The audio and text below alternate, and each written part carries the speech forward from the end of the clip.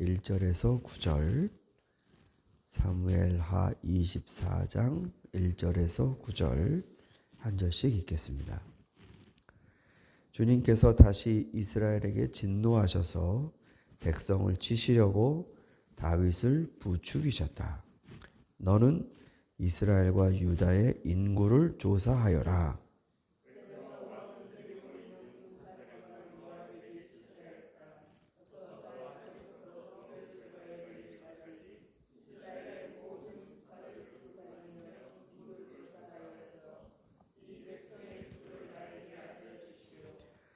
그러나 요압이 왕에게 말하였다.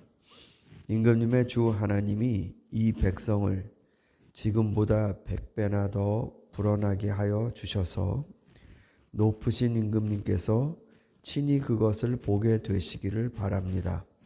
그러나 높으신 임금님께서 어찌하여 감히 이런 일을 하시고자 하십니까?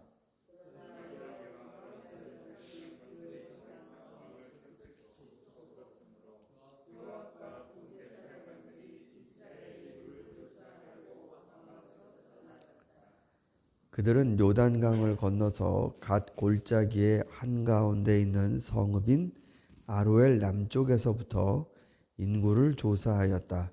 다음에는 아로엘 성읍 쪽으로 갔고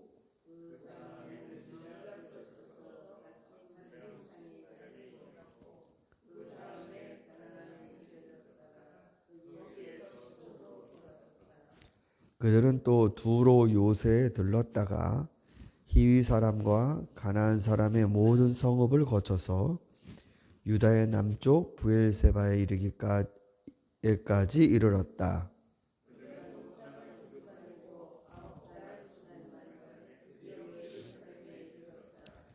요압이 왕에게 백성의 수를 보고하였다.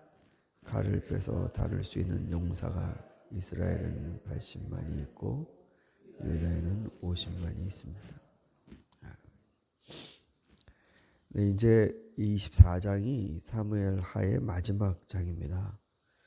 근데 이 마지막 장에 우리가 어제까지만 해도 다윗의 시와 또 승전가와 이런 분위기로 23장에서 매듭이 돼도 괜찮을 것 같은데 24장이 매듭이 됩니다. 근데 24장의 내용은 다윗이 그리고 또 이 이스라엘이 하나님 앞에 벌을 받는 장면으로 끝납니다.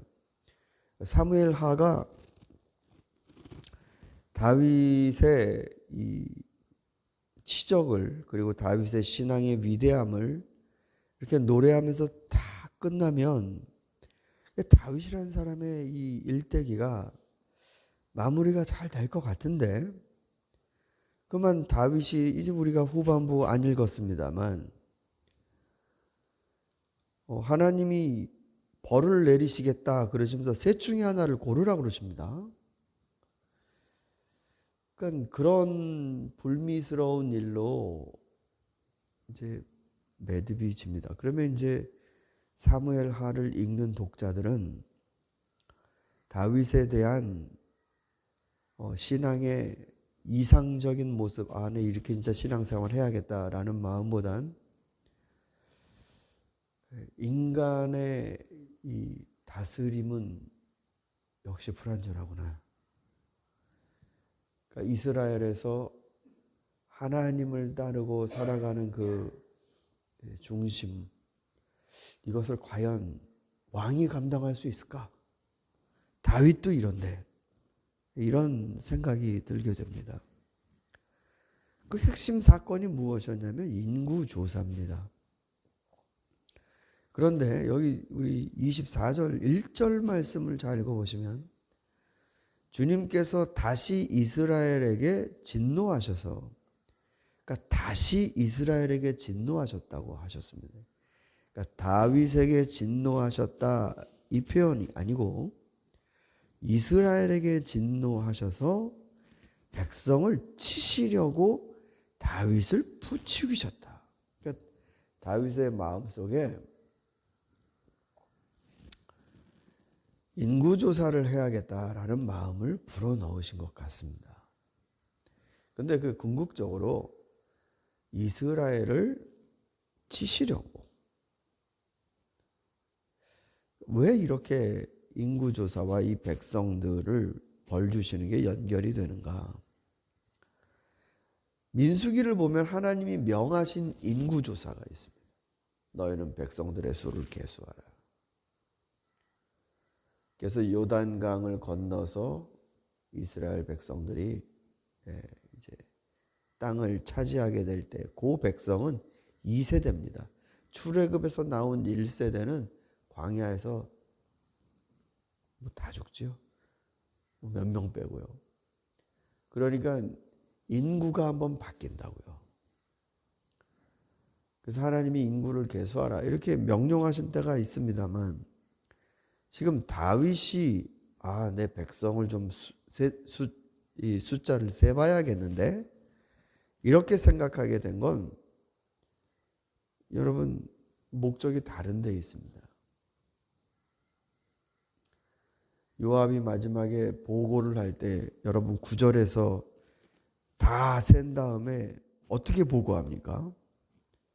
칼을 빼서 다룰 수 있는 용사 이스라엘에는 80만이 있고 유다에는 50만이 있습니다. 그러면 그 엄청난 땅을 인구조사를 이게 9달 20일 만에 끝났다고 하는데요. 인구 센서스가. 뭘 조사했다는 뜻입니까? 싸울 수 있는 사람이 몇 명 있는가? 즉 전쟁에 동원 가능한 인원 파악입니다. 전쟁에 동원한 인원만 파악되는 게 아니고 그거에 따르는 군필, 그러니까 세금을 내야 되지 않겠습니까? 전쟁에 나가는 물자를 대야 하는. 결국은 이스라엘의 군사력, 이 군사력은 곧 왕권을 강화시키는 동력으로 쓰려고 하는 겁니다. 우리가 왜 다윗을 사랑했습니까? 그가 하나님밖에는 믿을 것이 없다라고 말했기 때문이 아닙니까?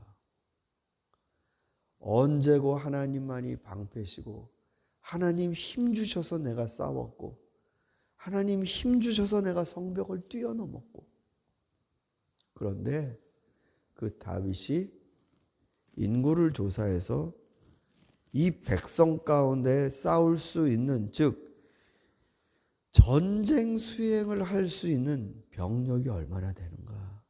그리고 이스라엘이 팽창하고 넓어졌는데 과연 조세를 세금을 어떻게 거둘 수 있을까? 여러분 하나님이 이걸 기뻐하지 않으신다고 그랬습니다.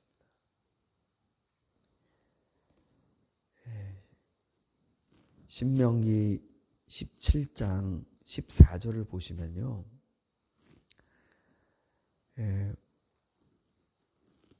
이런 대목이 있습니다.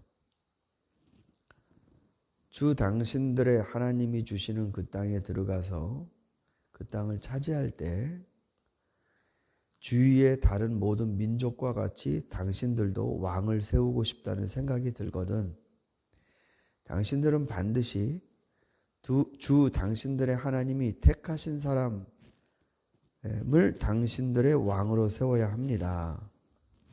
그러면서 이제 왕의 조건이 나와요. 신명기에.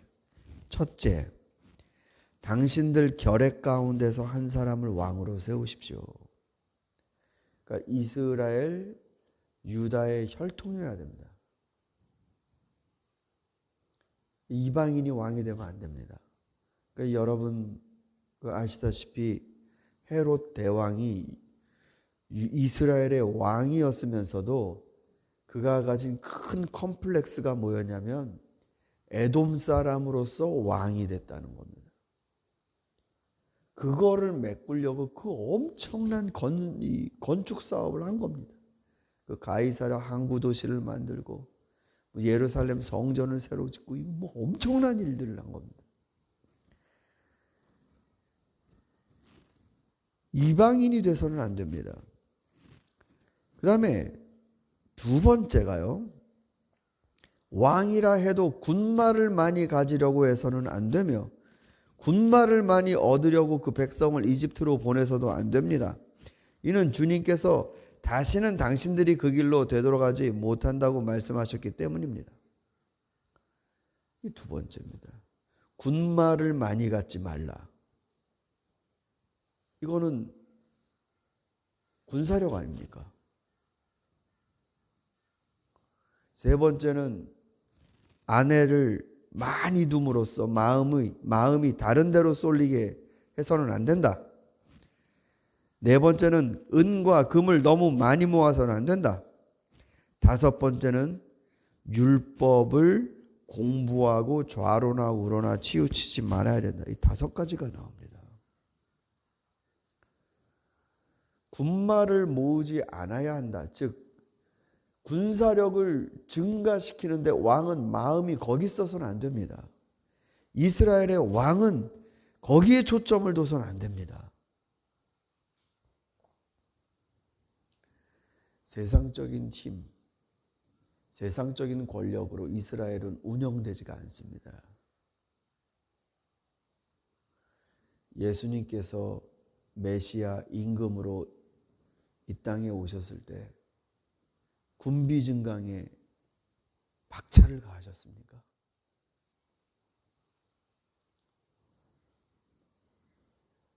여러분, 정말 우리가 기도해야 될 것이 지금의 세계의 상황이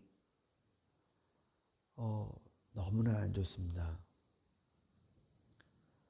모든 작건 크건 나라들이 전부 군비 증강에 박차를 가하고 있습니다.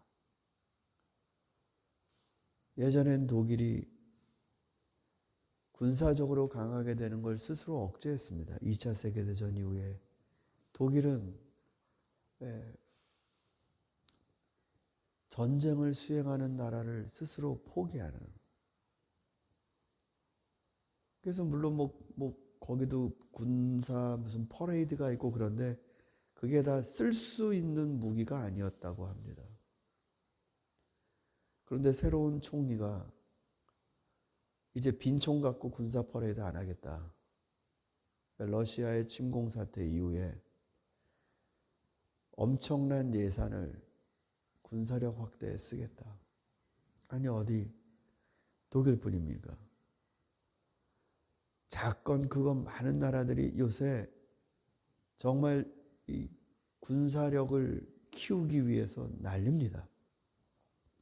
큰 나라는 큰 나라대로. 그 중에 우리 한국이 무기를 많이 팔게 되어서 이제는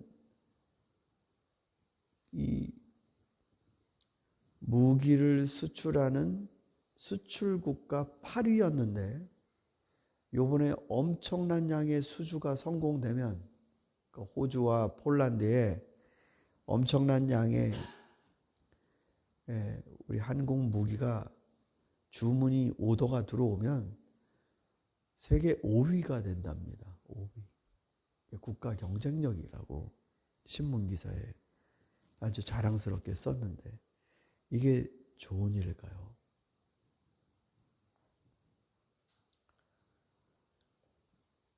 서로가 군사력을 증강시키는 이때에 이건 그냥 폼으로만 있는 게 아니라 이제는 실전이 일어난다는 것 때문에 긴장하는 거 아닙니까? 그럼 전쟁이 일어나면 지금 어떻게 해서든지 1.5도 선에서 막아야 된다는데요. 그러니까 지금 있는 이대로가 계속 유지만 되게 하는 것도 최선의 노력이라고 하는데 지금 있는 이대로 가도 지금 자연재해와 인간 환경이 피폐해지고 있는데 거기에다 전쟁을 해요?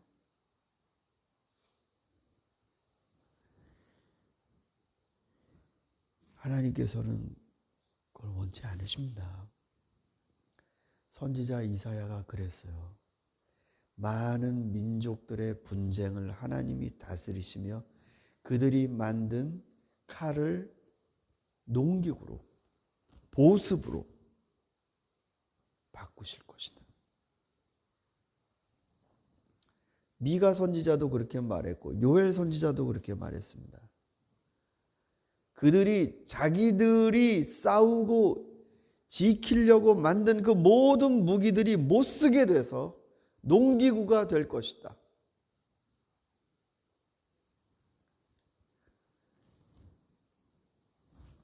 여러분, 얼마나 많은 우리들의 땀과 노력이 전쟁에 동원됩니까? 그리고 그걸 자랑스럽게 생각하고 우리나라도 선진국이 되어 가고 있다는 걸 정말 기쁜 마음으로 바라봐야 되는가? 하나님은 다윗의 인구조사를 벌하십니다. 하나님 원하시는 나라는 화평의 나라입니다. 평화를 유지하기 위해 군사력을 가져야 된다라고 말을 하지만 그럼 하나님은 무슨 역할을 하십니까? 우리를 지키기 위해 우리가 쏠 수 있는 총이 있고 우리가 날릴 수 있는 미사일이 있다라고 해서 마음이 놓일 거라면 하나님은 무슨 일을 하시냐고요. 그런 게 있어서 그렇게 지켜진다라고 생각할 것 같으면 하나님은 뭘 하시겠습니까? 찬양할 때는 하나님 나의 산성 요새의 반석이십니다. 하나님께서 힘주셔서 제가 놋화살을 당깁니다. 하나님 한 분만이 제 힘입니다. 찬양할 땐 그래놓고 실질적으로는 몇 명 군사력으로 모을 수 있는가? 우리나라에는 어떤 신식무기가 있는가? 그거를 믿고 산다는 거 아닙니까? 그러면 모양만 신앙이지 그게 어디 하나님 의지하는 겁니까? 예수님은 오셔서 화평케 하는 자는 복이 있나니 저들이 하나님의 아들이라 불릴 것이다. 우리에게 가르쳐 주셨는데 사랑하는 성도 여러분, 정말 우리의 마음과 이제 우리의 삶이 뭐를 위해 살아야 되는지를 잘 가늠해야 되는 때입니다. 군사력이 강화되는 이때에 우리는 우리나라가 세계 군사대국 5위가 됐다. 이걸 기뻐하는 나라가 아니고 우리는 하나님의 나라를 봐야 됩니다. 하나님의 나라가 우리들이 살 곳입니다. 그 평강의 나라를 증대시켜야 합니다.